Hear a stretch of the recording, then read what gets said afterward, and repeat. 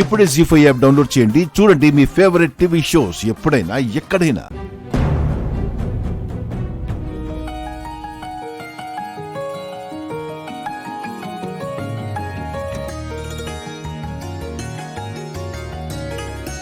అసలు వాళ్ళు ఏ రెస్టారెంట్లో కలవబోతున్నారో ఏంటో.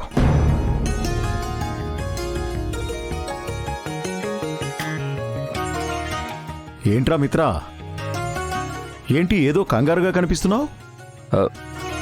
కంగారా? అదేం లేదే.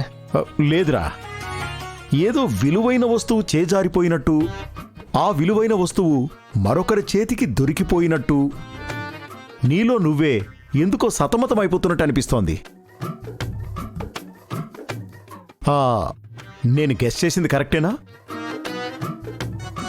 నేను చేజార్చుకునేంత విలువైన వస్తువులు నా దగ్గర ఏం లేవు.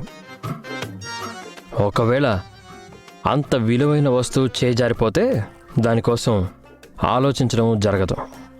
పోనీలేరా, దాని గురించి ఎందుకులే కానీ ఈరోజు మాత్రం నాకు చాలా సంతోషంగా ఉందిరా. ఎందుకో? ఏముందిరా, లక్ష్మికి నేనిచ్చిన మాటని నెరవేర్చుకోబోతున్నాను. నా బాధ్యతని నా భుజాల మీద నుంచి దించుకోబోతున్నాను.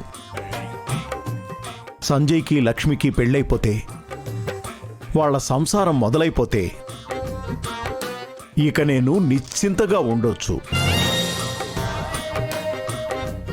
అసలు ఎందుకో అందరి ముందు మాట్లాడడానికి అబ్బాయి మొహమాట పడుతున్నట్టున్నాడు.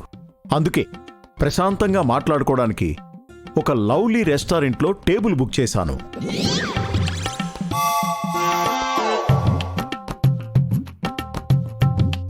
అక్కడ సంజయ్ లక్ష్మి మనసు విప్పి మాట్లాడుకుంటారు.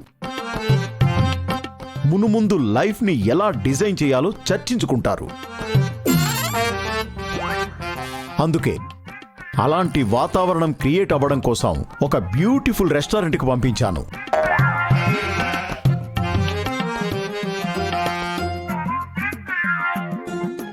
అబ్బో, అంత ప్రశాంతంగా మాట్లాడుకోవడానికి మన వైజాగ్లో అంత బ్యూటిఫుల్ రెస్టారెంట్ ఎక్కడుందో? కైలాసగిరిలో కొత్తగా పెట్టారా, ఇట్స్ యోర్ టైమ్ అనే రెస్టారెంట్. అక్కడికి పంపించాను. ఇట్స్ యోర్ టైమ్ రెస్టారెంటా? నేను కూడా ఆ రెస్టారెంట్కి వెళ్తే?